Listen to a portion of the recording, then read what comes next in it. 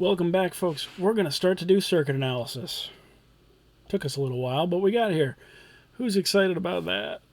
I am, because that's like the whole point of the class, and it's something that I don't know if I enjoy doing it. I enjoy teaching it because pretty quickly I can get you to a point where you're analyzing circuits that you would have been intimidated by before you took this class. So I can make you good at circuit analysis, all of you.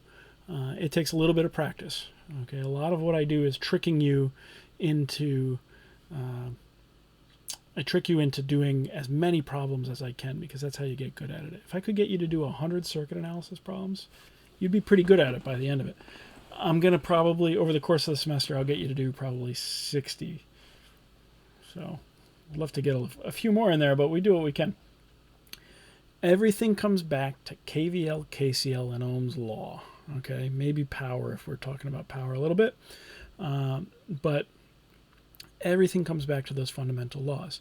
Now, a lot of people do circuit analysis going into it without a plan. And that's what we're going to do for a few problems here, just to show you how we can apply these laws in a haphazard manner. And we can probably get to the right answer, but not consistently. And that's always my goal, and should be your goal in engineering, is how to get to the right answer consistently. If you can do that, then you'll have confidence in your answer.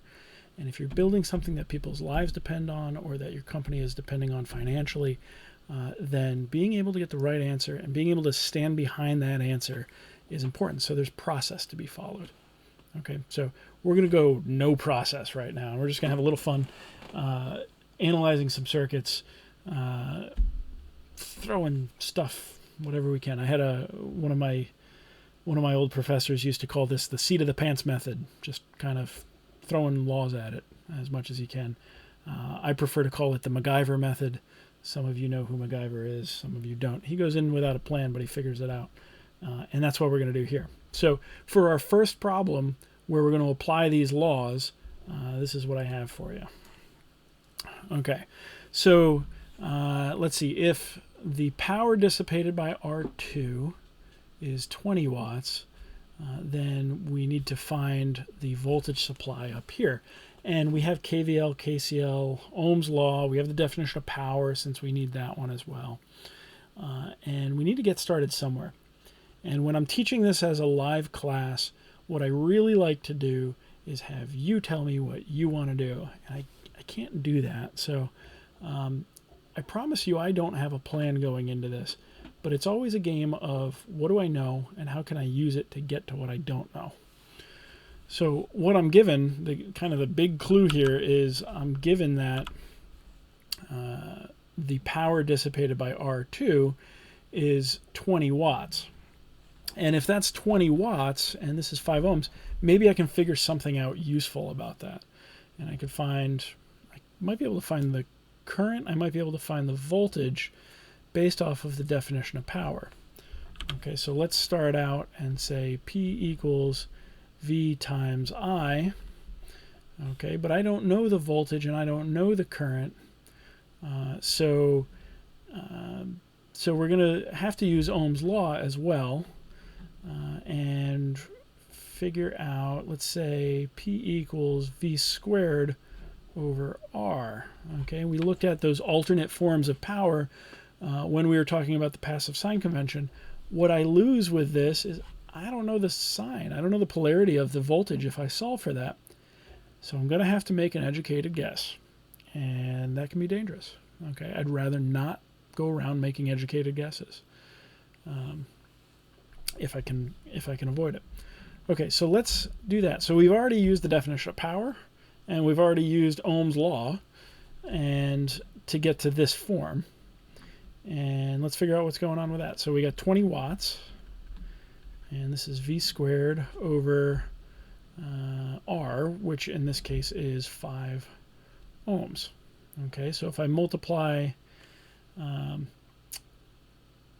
20 watts by 5 ohms, I'm going to get 100 watt ohms.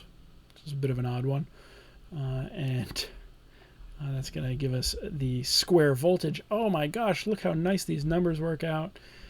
because we can take the square root of 100 and the square root of the voltage squared, and we find that the voltage across R2 is, and maybe I should have been writing that all the way up here. Okay, the voltage across R2 in this case is 10 volts. Now what's the polarity? Now this circuit's simple enough we can make a reasonable guess at that. But if the circuit's any more complicated, you're just guessing, and you could guess wrong. Okay, so it looks like this is positive up here and negative down here, so I'm going to take an educated guess and say that we have 10 volts there. Okay, so that's useful, I suppose, that I now have a voltage across R2. What else do I know here? So if I know that 10 volts, I can tell you two other things. I can tell you that the voltage across R3 is also 10 volts because R2 and R3 are connected in parallel.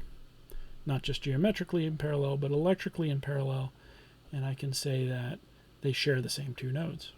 Okay, so I can say that, let's go change up the color here, VR3 equals VR2, and that's just because I know how things are connected and how voltage works. Okay, so we can say that this is also 10 volts. The other thing I can figure out from that 10 volts across R2 is I can find the current. Okay, so let's go IR2.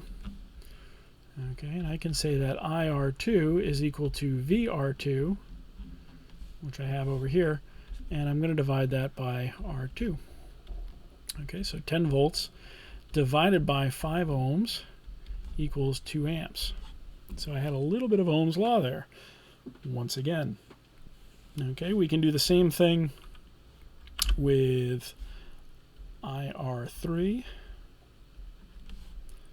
Okay, IR3 is equal to VR3 divided by R3. So Ohm's law once again, and we have 10 volts over 4 ohms, and that's going to give us 2.5 amps. Okay, totally going to check that because I don't want to re-record this video. And it's late, and I've been recording a lot of videos today. So, yeah, it's 2.5. I don't trust my brain to do arithmetic. I have big calculators to do that for me. Okay, so look how much we figured out just kind of throwing laws at this, and we got to keep going with it. If I want to find the voltage over here, then I need to include it in some loop, probably using a KVL, and in order to do that I need to find the voltage across R1. If I want to find the voltage across R1, I need to find the current through R1. So let's go ahead and find the current through R1. Okay, call that IR1, and I'll come over here and do IR1. Well, what are we going to do here? IR1 is going in. Let's write a KCL. IR1 is going in minus IR2 minus IR3, and that's equal to 0. Okay, so this is the unknown, and we can solve for that. And we can say that IR1 is equal to positive IR2 because we bring them over to the other side of the equation, and positive IR3. And we know those values. Where do we know those values? 2 and 2.5, so that's going to be 4.5 amps. It's pretty good. We're doing okay. You can see the purple through my chin, except you can't see that. There we go. Look at that. All right, now I know the current going through R1. Let's find the voltage across R1. I'm running out of colors. Let's try this one. I don't think I've ever used this many colors in one video. VR1. And we know the current through it. And I use the passive sign convention, okay, to label that plus and that minus, because the positive current is entering from over here. So that's going to have the positive side. And we're going to use Ohm's law again and say VR1 is equal to IR1 times R1. So that's going to be 4.5 amps times 2 ohms. Amps times ohms gives me volts, and that looks like it's going to be 9 volts. Whew. Almost there. Okay, we need VS. Well, we have some options. We can go around this loop, or we can go around this loop, and neither one really has advantages or disadvantages. I don't want to use yellow. Let's go back and use orange. Okay, so I'm going to go around here in order to find, writing a KVL in order to find VS. Okay, so, oh, you're not on the screen down there. Just off the crop. Okay, plus VS as we move from the bottom to the top. Down VR1 as we move from the left to the right. And then down VR2 as we move from the top to the bottom. We're back to where we started.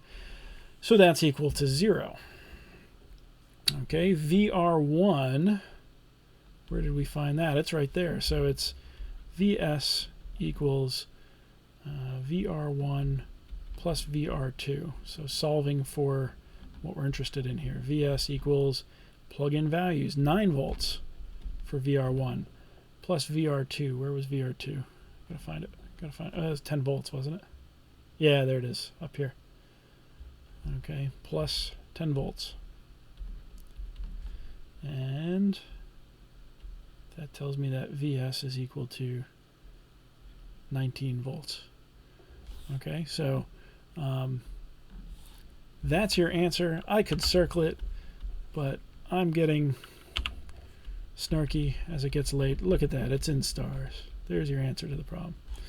Okay, it was pretty haphazard, right? If you didn't know the steps to take, there's no structure to it. You're flying by the seat of your pants, and you're hoping you get to the right answer. I also made a big assumption. I made an assumption about the polarity. I don't like making assumptions about the polarity if I don't need to. So this works. You know enough to get the answer. It's also a pretty simple circuit, right? Can't do much with just 3 resistors and a voltage supply. So we're gonna do this for now, so that you can see some of the applications of the laws, and but really we want to get some more structure in our circuit analysis.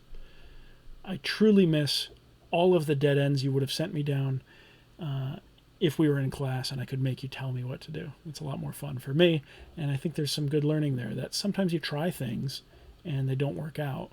It's a dead end. Maybe you got a value that you didn't need and it didn't get you to the answer. So we're kind of missing out on that. But this is the seat of the pants method of solving for the voltage. Okay, so we'll do a couple more of these and see where it takes us. So stay tuned and good luck.